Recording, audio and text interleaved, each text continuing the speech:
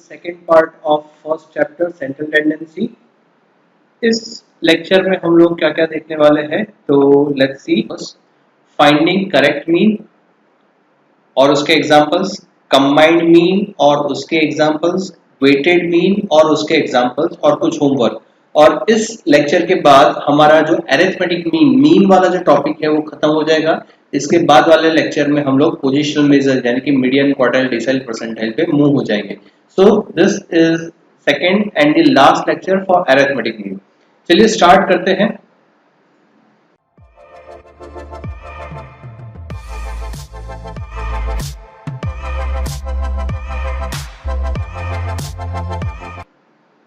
So first is finding correct mean examples.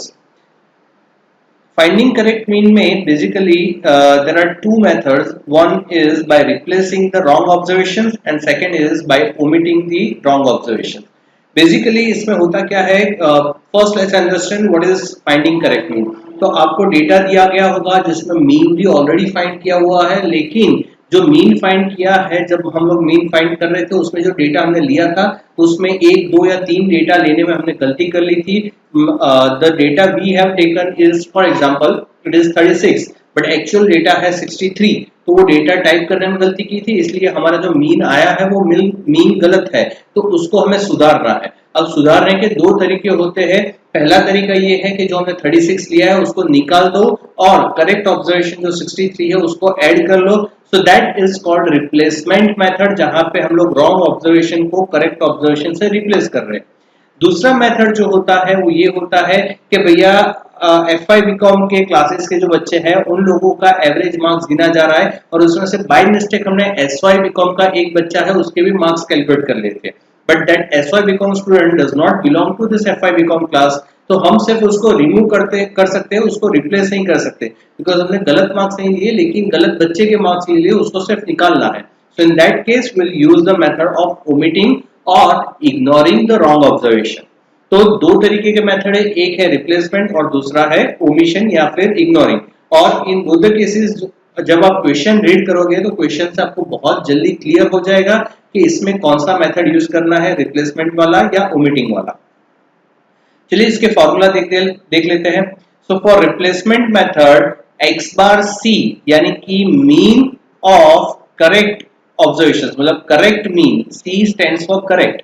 So correct mean का formula होगा sigma xi minus, अच्छा ये sigma xi जो wrong वाला सिग्मा xi, पुराना सिग्मा xi जो है उसको लेंगे, उसमें से जो गलत ऑब्जर्वेशंस है उसको हम लोग डिडक्ट कर लेंगे। So minus wrong observations plus जो करेक्ट ऑब्जर्वेशंस है उनको ऐड कर लेंगे upon correct n।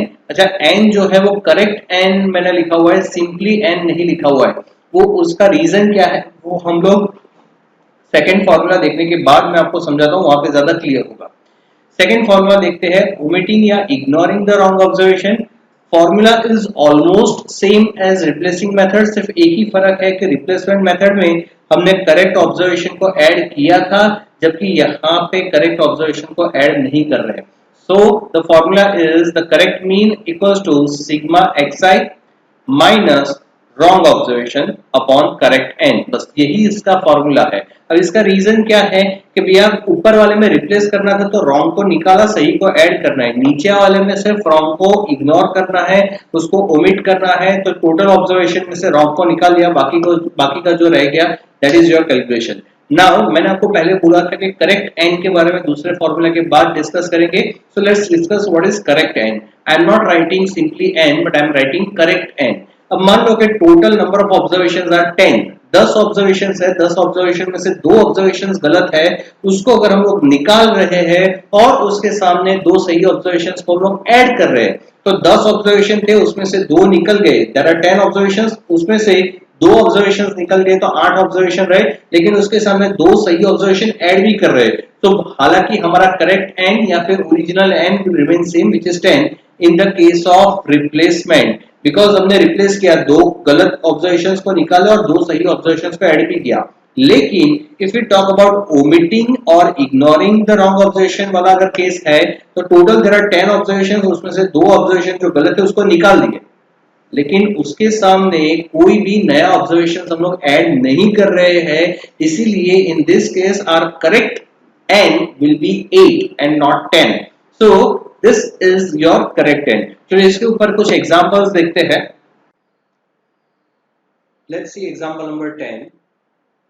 The mean salary paid to 1000 employees. 1000 employees की बात हो रही है. 1000 क्या होगा अपना n of an establishment was found to be 180.40. and ये 180.40 क्या है? It is mean salary. यानी कि आपको n दिया गया है 1000 and mean salary यानी कि x बार दिया गया है 180.40. Later on, after disbursement of salary, it was discovered that the salary of two employees was wrongly entered. यानी कि दो employees की salary हमने गलत डाल दी थी, which is 297 and 165. यानी कि पहले employee को अगर हम लोग A बोलते हैं तो उसकी wrong salary is 297 और दूसरे employee को अगर हम लोग B बोलते हैं तो उसकी wrong salary हमने डाली है 165. That correct salaries were 197 and 185. यानी कि इन दोनों की करेक्ट सैलरी क्या थी? That is 197 and the correct salary of B is 185. तो ये उनकी करेक्ट सैलरी थी. अब आपको पहला क्वेश्चन पूछा जा रहा है, फाइंड करेक्ट अरिथमेटिक मीन. सही अरिथमेटिक मीन क्या है वो फाइंड करना है. एंड दूसरा क्वेश्चन पूछा जा रहा है, find correct mean when wrong observations are omitted. Let's focus on first question first. जब आपको रिप्लेसमेंट मेथड से क्वेश्चन पूछा जा रहा है, फर्स्ट क्वेश्चन में हमें ये नहीं बोला है कि रॉन्ग ऑब्जर्वेशंस को ओमिट करना है या इग्नोर करना है. दैट मीन्स हमें रॉन्ग ऑब्जर्वेशंस को भी हमारे कैलकुलेशन में लेने हैं. तभी इसका मतलब होता है कि हमें रिप्लेस करना है, रॉन्ग ऑब्जर्वेशंस को निकालकर सही ऑब्जर्वेशंस को रखने के बाद ही मीन फाइंड करना है. So basically we have to replace wrong observations with correct observation, and so the first method is called replacement method. So replacement method से कैलकुलेशन देखते हैं. हालांकि इन दोनों का फॉर्मूला हमने डिस्कस किया अभी. The formula for correct mean is n into wrong mean minus wrong observations plus correct observations upon correct n. चलिए तो ये सारी इंफॉर्मेशन हमारे पास अवेलेबल है, उसी से कैलकुलेट करते हैं. First is n. Your n is 1000, so will put 1000 into wrong mean. Your wrong mean, ये जो मीन क्वेश्चन में दिया गया ऑब्वियसली ये रॉन्ग मीन है क्योंकि करेक्ट मीन तो हमें फाइंड करना है. So your wrong mean is 180.40 minus wrong observations. There are two wrong observations, 297. This is your first wrong observation and this is your second wrong observation which is 165. तो दोनों को deduct किया plus correct observations को add करना है. 197 is correct observation plus second correct observation is 185. So we are adding 185. Divide by correct n. Your original n is 1000. इस 1000 में हम लोगों ने दो ऑब्जर्वेशंस माइनस किए जो रॉन्ग ऑब्जर्वेशंस थे. So we are deducting 2 and will add 2 because दो सही ऑब्जर्वेशन है जिसको ऐड भी करना है.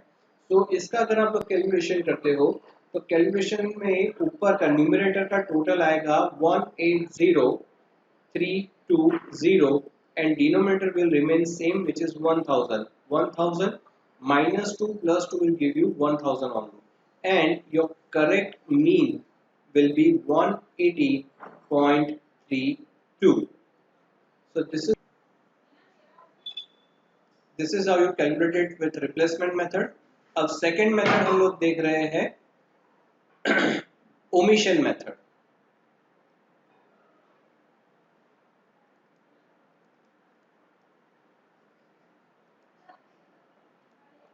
जहाँ पे रॉन्ग ऑब्जर्वेशंस को हम लोग ओमिट कर देंगे.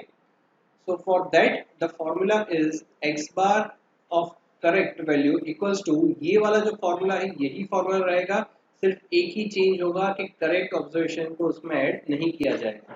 सो it is n into x bar wrong observation वाला minus wrong observation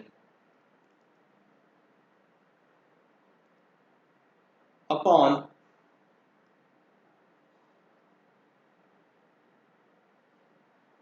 correct n. So your n is 1000 into wrong mean. Your wrong mean is 180.40 minus wrong observations are 297 minus 165 upon your wrong n was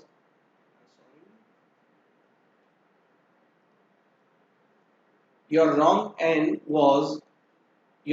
n was 1000 minus, because we are deducting two observations so we'll deduct 2, but we are not adding back any observation, so यहाँ पे +2 नहीं किया जाएगा.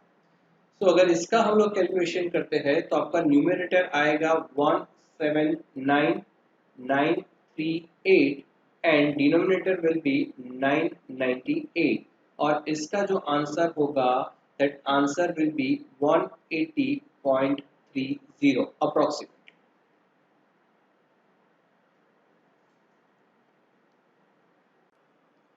Let's start with example number 13. This is also the example of correct mean, जहाँ पे हमारे पास कुछ गलत observations होंगे जिसको correct करके हमें correct mean find करना है. लेकिन इस example में हमें जो information दी गई है वो class form में दी गई है, यानी कि हमें classes दिए गए हैं and frequency दी गई है, और इसी वजह से ये example थोड़ा बड़ा example बन रहा है. तो जब मैं ये सारे tables वगैरह draw करूँ उस टाइम पे टाइम ना बिगड़े, इसलिए पहले से ये मैंने प्रिपेयर करके रखा हुआ है. And I am starting the example. So पहले let's read the question. The monthly profit in rupees of 100 shops. 100 shops, this 100 is your n, तो हमारे पास n available है which is 100, are distributed as follow. Profit per shop, this is actually your classes. Profit दिया गया है 0 to 1000, 1000 to 2000, 2000 to 3000 and so on till 6000 to 7000.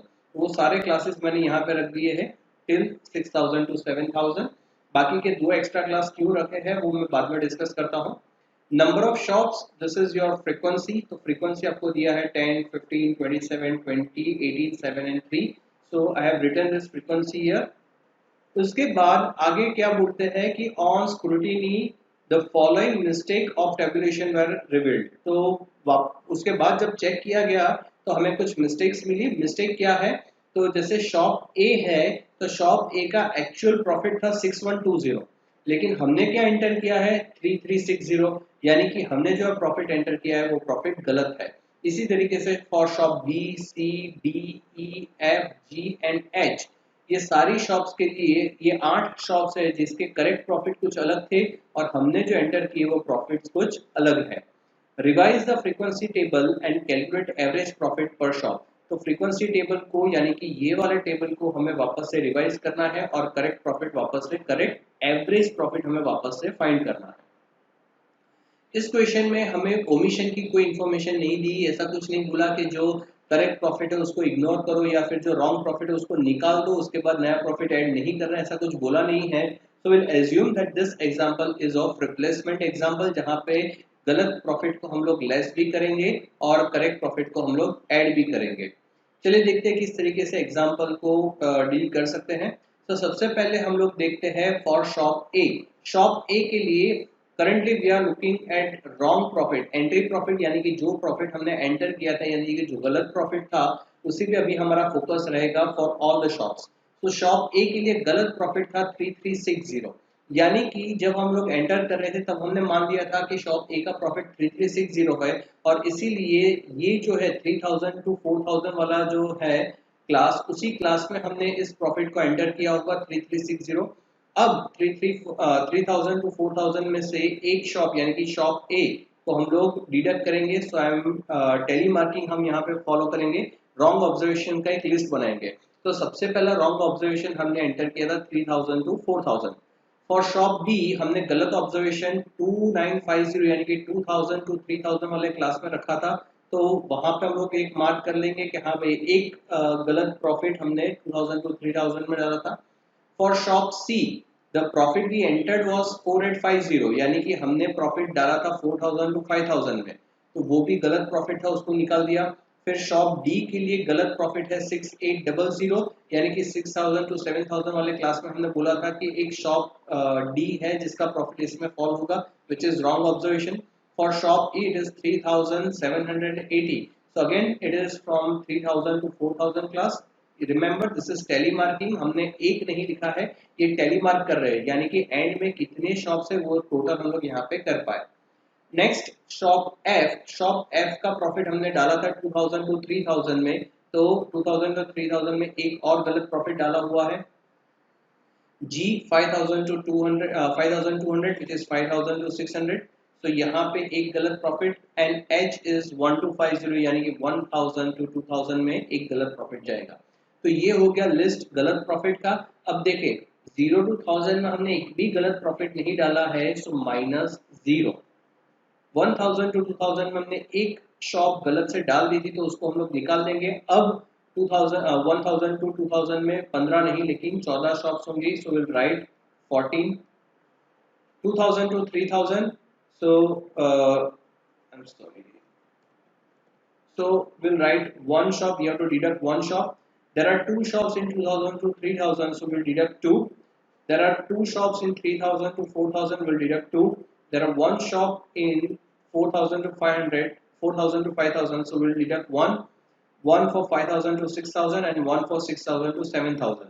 यहाँ पे कोई गलत शॉप, एक्चुअली कोई शॉप थी ही नहीं, तो हम लोग जीरो लिखेंगे because this data original data है जीरो। हमारे पास इक्वेशन में 7000 टू 8000 एंड 8000 टू 9000 को कोई डेटा है ही नहीं, यानी कि हम लोग एज्यूम कर लेंगे कि ये फ्रीक्वेंसी जीरो है। ये क्लासेस मैंने क्यों बनाए हैं वो आगे अभी हम लोग जब ऐड करेक्ट ऑब्जर्वेशन लिखेंगे तो उसमें आपको समझ में आ जाएगा। चलिए देखते हैं अब करेक्ट प्रॉफिट यानी कि कौन सा प्रॉफिट करेक्ट है। जो करेक्ट प्रॉफिट होगा यानी कि शॉप ए का एक्चुअल प्रॉफिट है 6120, तो 6000 टू 7000 वाले कॉलम में इसको ऐड करना पड़ेगा। तो यहाँ पे एक शॉप तो एटलीस्ट है, तो 6000 टू 7000 में वो ऐड करेंगे। फॉर बी इट इज 3621, तो हम लोग ऐड करेंगे 3000 टू 4000 में शॉप डी के लिए। For see it is 5400, so we'll add in 5000 to 6000। For shop D it is 8600। अब देखो ये एक पॉइंट है 8000 टू 8600, जबकि हमारे जो ओरिजिनल क्लासेस है वो 7000 तक ही है।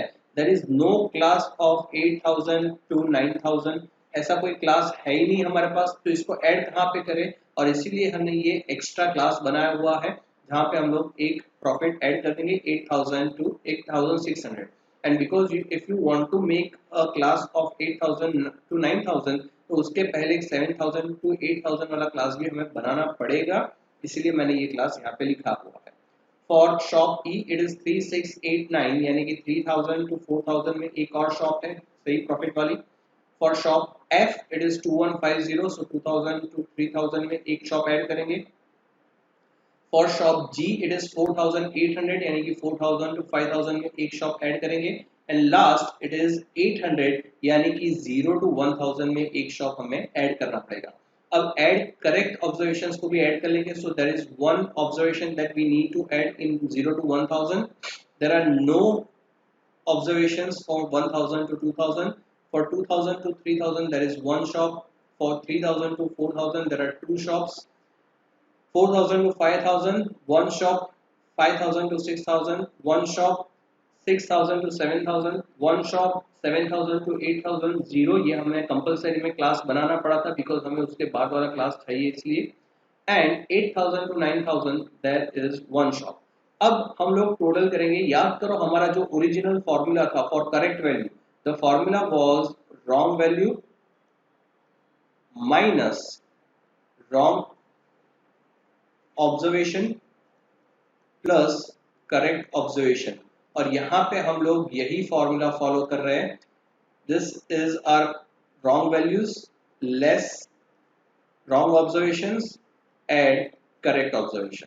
तो यही फॉर्मूला हमने फॉलो किया है। अब देखते हैं 10 minus 0 plus 1 will give you 11. This is your correct FI. For 1000 to 2000 we have to deduct one number, but we don't have to add anything, so 15 minus 1 will give you 14. For 2000 to 3000, 27 minus 2 plus 1 will give you 26. 20 minus 2 plus 2 will give you 20. 18 minus 1 plus 1 will give you 18. 7 minus 1 plus 1 will give you 7. 3 minus 1 plus 1 will give you 3. 0 minus 0 plus 0 will give you 0. And last 0 minus 0 plus 1 will give you 1. अब यहाँ पे हमें बोला था कि हमारे total observation 100 है, यानी कि यहाँ पे अगर आप n कैलकुलेट करते fi का तो वो 100 आता। अब जितने ऑब्जर्वेशन हमने माइनस किए हैं उतने ही ऑब्जर्वेशन हमने प्लस किए। जैसे कि हमने A B C D E F G H ये 8 शॉप्स के गलत ऑब्जर्वेशन हमने 8 गलत ऑब्जर्वेशन माइनस किए, तो उसके सामने 8 सही ऑब्जर्वेशन ऐड भी किए हैं, यानी कि करेक्ट FI का टोटल भी 100 ही मिलना चाहिए। You can verify this in exam so that you can make sure that you are not missing any number. तो गलत FI का टोटल एंड सही FI का टोटल सही होना चाहिए if we are following replacement method.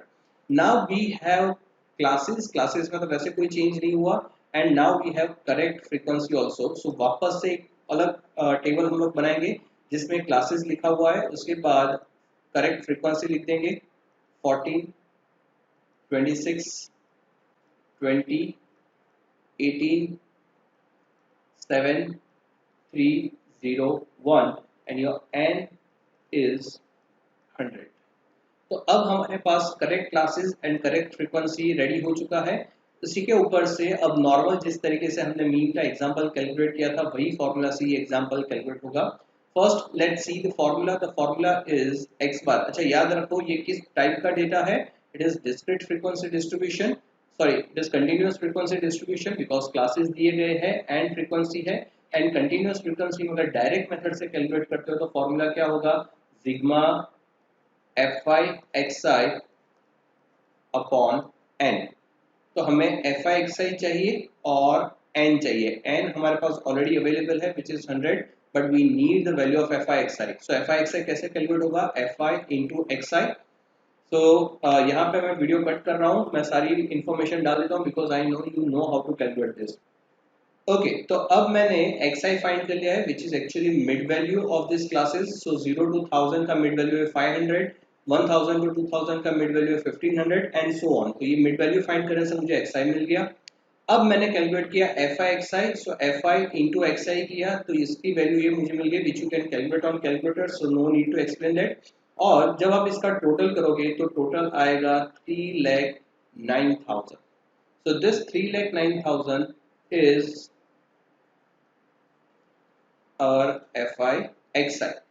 सो इसके ऊपर से जब आप कैलकुलेट करोगे तो आपको करेक्ट मीन मिलेगा 3090, एंड बिकॉज जो डेटा दिया गया है वो रुपीज में है तो it will be called rupees. Okay next topic is combined mean. Combined mean में बी और वाला यानी कि दो फॉर्मूला है। लेट्स सी फर्स्ट फॉर्मूला, उसके बाद सेकंड फॉर्मूला देखते हैं अपने। कंबाइंड मीन यानी कि मान लो इसका कंसेप्ट क्या है, मान लो कि we have two group of data. अब जैसे कि हमारा जो FI BCom का क्लास है उस FI BCom के क्लास में से for example there are 20 girls and 25 boys. अब मैंने गर्ल्स के डेटा, गर्ल्स के जो मार्क्स है या उनके जो परसेंटेज है उसका डेटा लिया, उसका एवरेज निकाला एंड से for example that percentage is 75% average of girls and average percentage of boys are 70%। ये डेटा मैंने अपने लिए लिया था, लेकिन कोई पेरेंट्स एडमिशन लेने के लिए आता है और मुझे पूछता है कि sir what is the result of your class. तो जब उस पेरेंट को मुझे आंसर देना है तो मुझे गर्ल्स का और बॉयज का दोनों डेटा कंबाइन करना पड़ेगा और उनका कॉम्बिनेशन का डेटा मुझे लेना पड़ेगा कि my overall average result is 72.5। तो दो ग्रुप्स होते हैं, वो दो ग्रुप्स को जब हम कंबाइन करते हैं दैट इज कंबाइंड मीन। तो उसको कैसे कैलकुलेट करते हैं वो देख लेते हैं। x बार 1 2, अच्छा this 1 2 is for group 1 and group 2। So we are trying to find the mean of group 1 and group 2. तो इसका फॉर्मूला क्या है? x bar 1 into n1 plus x bar 2 into n2 upon n1 plus n2. So this is the formula to calculate combined mean. अच्छा, इसका और वाला formula देख लेते हैं. और वाले फॉर्मूला में हमने एक चीज चेंज की है, न्यूमरेटर. जहां पे x बार 1 n1 लिखते थे उसकी जगह पे यहाँ पे और वाले फॉर्मूला में हमने लिखा है sigma x1 and x bar 2 n2 लिखते थे, यहाँ पे हमने लिखा हुआ है सिग्मा x2. हालांकि इन दोनों में फर्क क्या है? तो आपको ये मीन का फॉर्मूला याद होगा, x bar is equal to sigma xi upon n. अब इस फॉर्मूला में अगर ये जो n है इसको मैं इक्वल टू के सामने ले जाऊं तो क्या फॉर्मूला बनेगा? x bar n equals to sigma xi. और वही चीज हमने यहाँ पे की है कि दिस इज सिग्मा xi जिसको हमने रिप्लेस किया है x बार n से, यानी कि सिग्मा x1 की जगह पे हमने लिखा है x1 n1. So basically both the formulas are same. From both the formula you will get the same answer. But why I am giving you two formulas? Because कुछ questions ऐसे होंगे जहां पे आपको x bar and n का information दिया होगा, then you will use this formula. कुछ examples ऐसे होंगे जहां पे आपको directly sigma x का value दे दिया होगा, then you will use this formula. Basically both the formulas are same. एक ही formula के ऊपर से दूसरा formula derive हुआ है. Let's see few examples of combined mean. Let's see example number 14. There are 3 sections in first year BCom in a certain college. एक college में 3 sections है फर्स्ट ईयर बीकॉम में. या तो हम लोग इसको इस तरीके से समझ सकते हैं कि जैसे कि अगर हम लोग यूएल की बात करें तो अपने क्लास में बीकॉम में 3 क्लासेस है. The number of students यानी कि they are talking about n in each section and the average marks यानी कि मीन की बात हो रही है x bar obtained by them in statistics paper in an annual examination are as follows. तो ये एक डेटा दिया गया है जिसमें section A, B and C 3 sections की बात हो रही है. उनके एवरेज मार्क्स यानी कि इसको हम लोग बोल सकते हैं, see for example x bar A, x bar B and x bar C because these are average marks of section A, section B and section C. And number of students, so we can say that this is an A and B and an C. तो इस तरीके का data हमें दिया गया है और question पूछा है फाइंड एवरेज मार्क्स. एक तो एवरेज फाइंड करना है obtained by the students of all the sections, यानी कि section A, B and C तीनों का मिलाकर एवरेज मार्क्स कितना होता है वो हमें फाइंड करना है. तो basically this is the example of combined mean. और कंबाइंड मीन का फॉर्मूला हमने देखा था x बार 1 2 3, या तो फिर इस केस में because they have given you section A B C so we can write x bar A B C equals to x bar A into NA plus x bar B into NB plus x bar C into NC upon NA plus NB plus NC. जहां हमने formula में N1, N2, N3 देखा था वही चीज हमने यहाँ पे लिखी है, सिर्फ उसका 1 2 3 की जगह पे हमने ABC लिखा है बिकॉज सेक्शन का नाम पर्टिकुलरली हमें दिया गया है. इसके अलावा अगर आप ABC भी यूज करते हो, ABC की जगह 1 2 3 भी यूज करते हो तो उसमें कुछ गलत नहीं है. अब देखते हैं फॉर्मूला कैसे वैल्यूज पुट करते हैं. We have x bar A which is 75, so we'll write 75 into and A is 50 plus x bar B 60 into NB 60 plus x bar C 55 into NC 50 upon NA which is 50 plus NB 60 plus NC 50.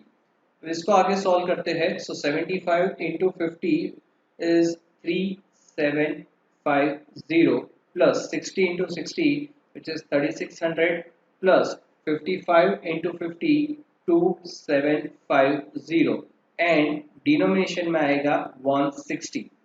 सो इसका अगर हम लोग total करते हैं तो total आएगा 10,100 upon 160, and so your final answer, which is x bar a b c, will be equal to 63.13. and because हमें जो डेटा दिया गया है एवरेज का वो मार्क्स में है, that's why we'll write marks. So it is 63.13 marks. Example number 15. Find missing information in the following table. Table में दो वैल्यूज मिसिंग है, एक ये वाला वैल्यू है और एक ये वाला वैल्यू है, और ये दोनों वैल्यू हमें फाइंड करना है। हालांकि बोला है मिसिंग फ्रीक्वेंसी, लेकिन ये एग्जांपल मिसिंग फ्रीक्वेंसी का नहीं है, ये एग्जांपल कंबाइंड मीन का है। बिकॉज आपको एक से ज्यादा नंबर्स के लिए, यानी कि ए बी एंड सी, एक से ज्यादा नंबर्स के लिए मीन दिए गए हैं। So it is the example of combined mean. चलिए देखते हैं इंफॉर्मेशन क्या दिया गया है। Number in group A is 10, group B is 8, group C का नंबर नहीं दिया गया है, लेकिन आपको कंबाइंड नंबर ये दिए गए हैं 24। तो ये जो 24 होगा वो जनरली कैसे मिला होगा? It is a plus b plus c, यानी कि 10 प्लस 8 प्लस ये मिसिंग नंबर मिलाकर 24 मिला होगा।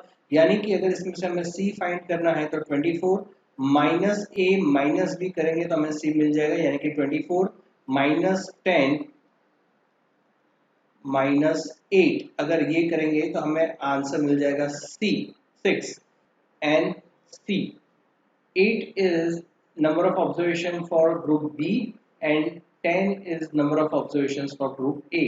अच्छा, बाकी का जो इंफॉर्मेशन दिया गया है वो मीन है, यानी कि 20 is mean for group A, so it is x bar A। जो मिसिंग है वो mean of group B and 6 is mean of group C। And ये 15 जो है वो कंबाइंड मीन दिया गया है, यानी कि x bar a b c हमें दिया गया है। तो बेसिकली अभी हमारा टारगेट है कि x बार b हमें फाइंड करना है। Because it is combined mean example, तो हम लोग कंबाइंड मीन के फॉर्मूला से ही स्टार्ट करेंगे। कंबाइंड मीन का फॉर्मूला क्या है? x bar a b c equals to x bar a and a plus x bar b and b plus x bar c and c,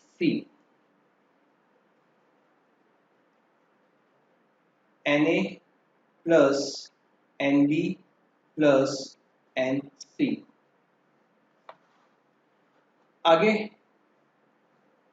देखते हैं, तो जो भी वैल्यूज हमारे पास अवेलेबल है वो सारी वैल्यूज इसमें रख देते हैं। So for x bar abc we have the value which is 15, so write 15 equals to x bar a is 20 into na 10 plus x bar b which is missing, हमें वही फाइंड करना है, तो I am just writing x bar b into nb हमारे पास available है 8, so I'll write 8 plus x bar c is 6 into nc is also 6 upon n A plus n B plus n C, यानी कि 10 plus 8 plus 6। लेकिन ये करने से अच्छा है हमारे पास ये वैल्यू अवेलेबल है, तो विल डायरेक्टली राइट 24। देयरफॉर ये जो 24 है वो नेक्स्ट स्टेप में सामने जाएगा और 15 के साथ मल्टीप्लाई होगा। So 15 into 24 equals to 20 into 10 200 plus x bar b into 8, so I'll just write 8 x bar b plus 6 into 6 is 36। next step 15 into 24 आप करोगे तो आपको आंसर मिलेगा 360।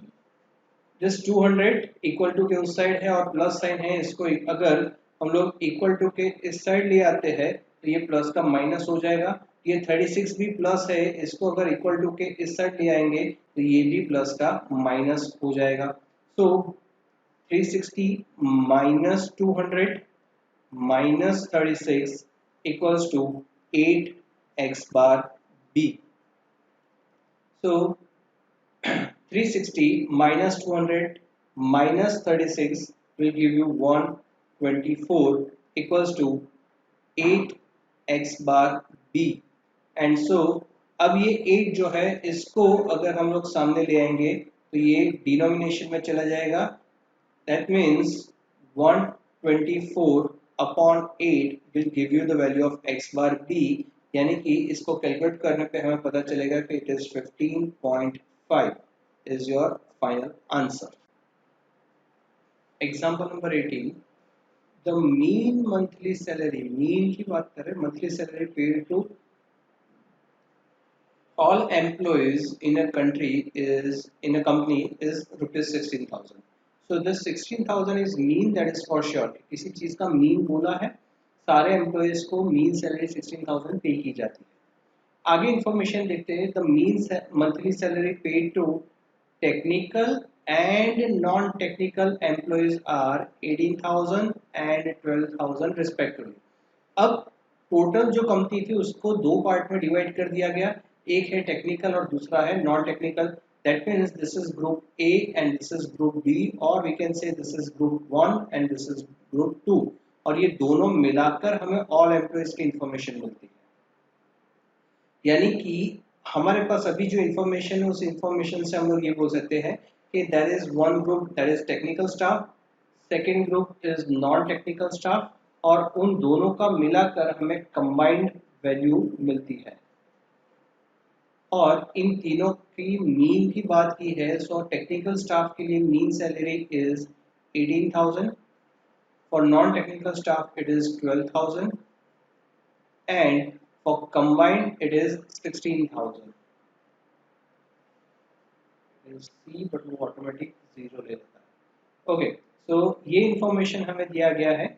आज आगे देखते हैं, determine the percentage of technical and non technical employees in A company. आपको एन पूछा है, लेकिन एन जो है वो परसेंटेज टर्म्स में पूछा है कि टेक्निकल स्टाफ के कितना परसेंटेज होगा, नॉन टेक्निकल स्टाफ का कितना परसेंटेज होगा। एंड किसी भी कंपनी का अगर टेक्निकल नॉन टेक्निकल मतलब दो ग्रुप्स है तो दोनों ग्रुप का मिलाकर टोटल परसेंटेज ऑलवेज कितना होगा, इट इज ऑलवेज 100%। सो इसके ऊपर से एक इंफॉर्मेशन तो हमें ये मिलती है कि technical plus non technical equals to 100%।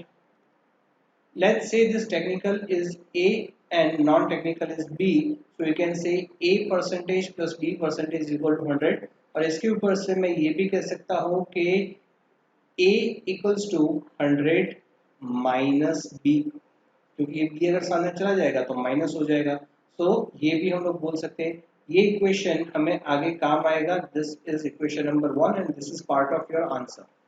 चलिए आगे देखते हैं। Because they are talking about two groups, group A and group B, जिसका टोटल मिलाकर हमें कंबाइंड कैलकुलेशन है, उस कैलकुलेशन में एक्चुअली हमें कंबाइंड मीन की फॉर्मूला को यूज करना पड़ेगा।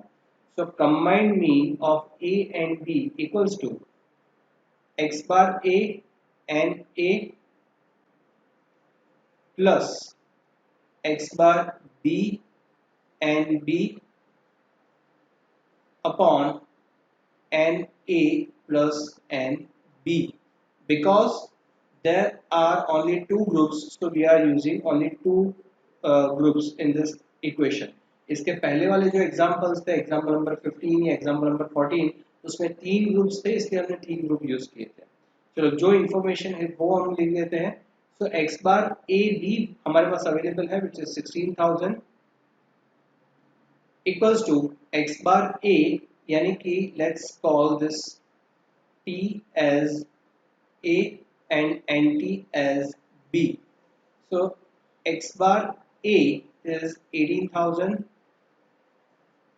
and NA, तो इसको भी हम लोग बोलेंगे A and B।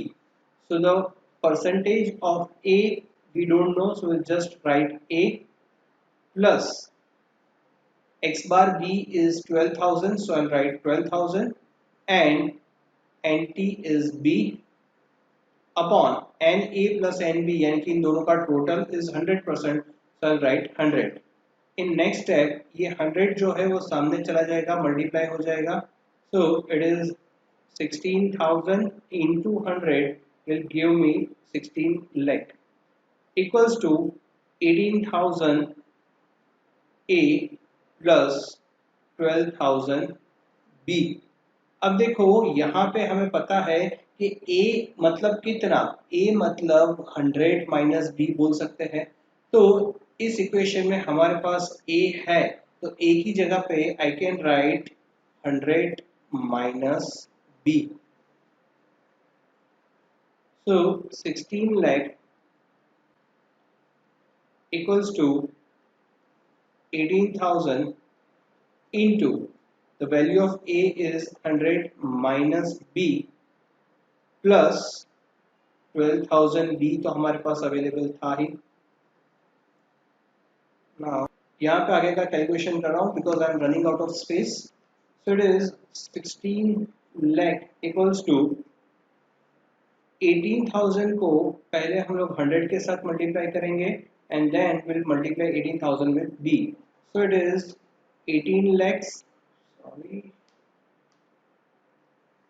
so it is 18 lakhs।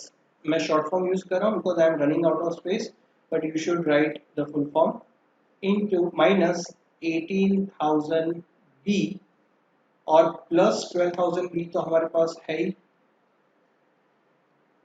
सो ये 18 लाख को अगर मैं सामने भेजता हूँ तो ये माइनस हो जाएगा। So 16 lakh minus 18 lakh will give me minus 2 lakh equals to minus 18,000 plus 12,000 will give you minus 6,000 b। अब दोनों साइड से मैं माइनस निकाल दे रहा हूँ। So what I am left with is 2 lakh equals to 6,000 b। अब ये 6,000 b के मल्टीप्लायर में है, तो इसको अगर मैं सामने ले जाऊंगा तो ये डिवाइड हो जाएगा। So b equals to 2 lakh upon 6,000। So my answer of B will be 33.33, and because we have to use percentage sign, so it is 33.33 percentage. Now I can use this equation to find the value of A. So we know that A equals to 100 minus 33.33 percentage. So A equals to 66.67 percentage. तो ये जो पूरा example है, इस example का exam में आने का चांसेस बहुत हाई है। ऑलमोस्ट एवरी ईयर एक एग्जाम्पल परसेंटेज वाला, कंबाइंड मीन में परसेंटेज वाला एक एग्जाम्पल या तो इंटरनल में या तो एक्सटर्नल में पक्का आता ही है। सो मेक श्योर कि ये एग्जाम्पल पूरा आपको अच्छे से क्लियर हो। And because this example is important तो मैं एक और बार पूरा एग्जाम्पल रिपीट कर रहा हूँ। The mean monthly salary paid to all employees in a company are 16,000। तो ये 16,000 वो combined mean हमारे पास अवेलेबल है। इसके बाद the mean monthly salary paid to technical and non technical staff। तो हमारे पास दो ग्रुप्स है, एक ही कंपनी में दो ग्रुप है, टेक्निकल एंड नॉन टेक्निकल। तो this is group 1, this is group 2, technical plus non technical, और उन दोनों को मिलाकर हमें कंबाइंड मिलेगा। उसका मीन दिया गया है 18,000 and 12,000। So mean for technical group is 18,000 and non technical is 12,000, और सारे एम्प्लॉइज का कंबाइंड मीन तो ऑलरेडी हमें दे दिया गया था विच is 16,000। Determine the percentage of technical and non technical employees in the company. यहाँ पे आपको नंबर ऑफ एम्प्लॉइज नहीं पूछा है, परसेंटेज ऑफ एम्प्लॉइज पूछा है। और उसका एक फायदा ये रहता है कि जब परसेंटेज में बात करते हैं तो हमें पता है कि किसी भी चीज का टोटल परसेंटेज जो है वो ऑलवेज 100 रहेगा। So technical plus non technical के परसेंटेज मिलाकर total percentage always it will be 100। Technical के जो परसेंटेज है उसको हम लोग 1% बोल देंगे, नॉन टेक्निकल को हम लोग b% बोल देंगे। so a plus b will be equal to 100। so this is the formula, a percentage plus b percentage will give us 100%। और उसके ऊपर से हम लोग a का वैल्यू फाइंड कर सकते हैं कि a equals to, अगर b सामने चला जाएगा तो 100 माइनस b। तो ये हो गया अपना इक्वेशन नंबर 1। अच्छा, कॉलेज में क्या करवाते हैं, इसी को इक्वेशन नंबर 1 बोल देंगे।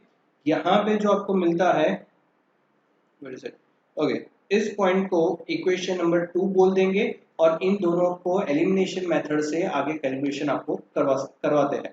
and you can do that, that is also correct way to calculate the example, but I feel that this method of replacing the value of a by 100 minus b will be easier for students, but you can use any of the method। Okay, so because this is combined mean example, so we'll use the formula of combined mean, which is x bar a n a plus x bar b n b upon n a plus n b, and basically n a plus n b is 100. So we are using 100 in the denomination. X bar का value डाल दिया, n a की जगह हमने a लिख दिया, which is percentage terms. X bar b is 12,000 and b is also in percentage terms, and we have combined mean. Here is the combined mean 16,000. So we have used 16,000. और फिर आगे calculation करते करते we got the value of b which is 33.33%, और उस b का value हमने इस इक्वेशन में रिप्लेस किया, 100 माइनस 33.33% किया, and we got the correct value of a which is 66.6. Now we are on our last topic of today, which is weighted mean, which is actually very easy topic. बहुत आसानी से समझ में आ जाएगा. Weighted mean में हम लोग wait की बात कर रहे हैं, यानी कि हमारे पास जो डेटा है उन डेटा को हम लोग वेट देते हैं. ये चीज ज्यादातर इकोनॉमिक्स में आपने देखा होगा. इकोनॉमिक्स में जब इंडेक्स कैलकुलेट होते हैं तो इंडेक्स में ये वेटेड मीन वाला मेथड जो है वो यूज होता है. जैसे कि एक बास्केट बनाया जा रहा है एक इन्फ्लेशन जानने के लिए, तो उसमें बास्केट में मैंने गेहूं लिए, मोबाइल फोन लिया और उसके साथ में लग्जरी कार ली. तो इन तीनों में से सबसे ज्यादा इंपॉर्टेंट, सबसे ज्यादा नेसेसिटी की चीज गेहूं है, तो गेहूं का वेट ज्यादा होगा. लग्जरी कार सबसे कम नेसेसिटी की चीज में आती है या फिर वो लग्जरियस आइटम में आती है, तो उसका वेट सबसे कम होगा. एंड इस वेट को देकर फिर जब एवरेज कैलकुलेट किया जाता है तो that method is called weighted mean. Let's see the formula of weighted mean. X bar W, that is mean of weight. W stands for weight. So weighted mean equals to sigma x1 w1 upon sigma wi. So this is the method, this is the formula to calculate weighted mean, or where W stands for weights. तो इसके भी एक बहुत छोटा topic है, सिर्फ दो ही example है. एक एग्जांपल मैं कर रहा हूं, दूसरा एग्जांपल आपको होमवर्क में दे रहा हूं. Let's see the examples. Example number 21. Weighted mean का एग्जांपल देख रहे हैं अभी. A student obtain 40, 50, 60 and 80 and 45 marks in the subjects of maths, statistics, physics, chemistry and biology respectively. यानी कि एक बच्चा है जिसने कोई एग्जाम दिया था जिसमें जो सब्जेक्ट्स है, द सब्जेक्ट्स आर मैथ्स, और उसके मार्क्स कितने हैं. So marks are 40. Second is statistics जिसमें उसके मार्क्स है 50. Next is physics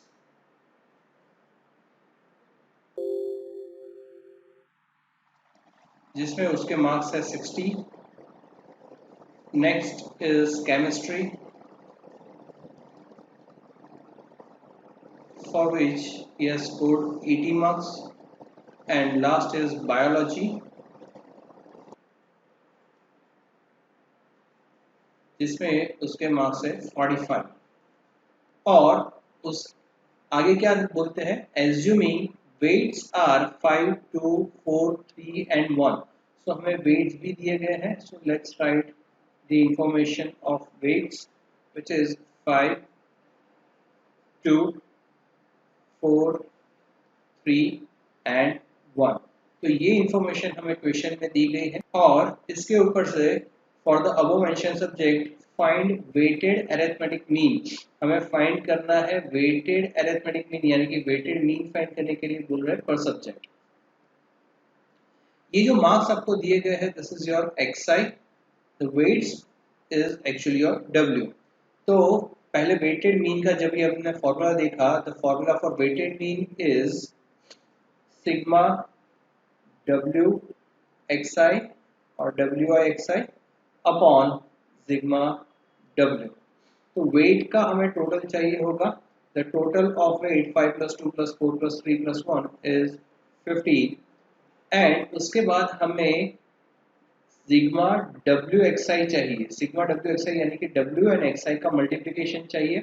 so W I X I calculate करेंगे. 40 into 5 200, 50 into 2 is 100, 60 into 4 240, 80 into 3 is also 240, and 45 to 1 is 45. And when you will make the total of this, the total will be 825. So to calculate sigma, calculate x bar w, जो भी information चाहिए थी sigma W I x I and sigma W हमारे पास अब दोनों है. सो right 825 which is your sigma w i x i upon sigma w which is 15, और इसका answer x bar w will be 55. And because ये सारे xi जो है वो मार्क्स है, तो इसका यूनिट जो आएगा वो होगा marks. So it is 55 marks.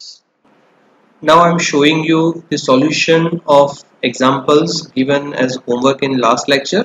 So you can pause the video and write down or verify your answer with the solution, and then I'll give you some homework for this lecture.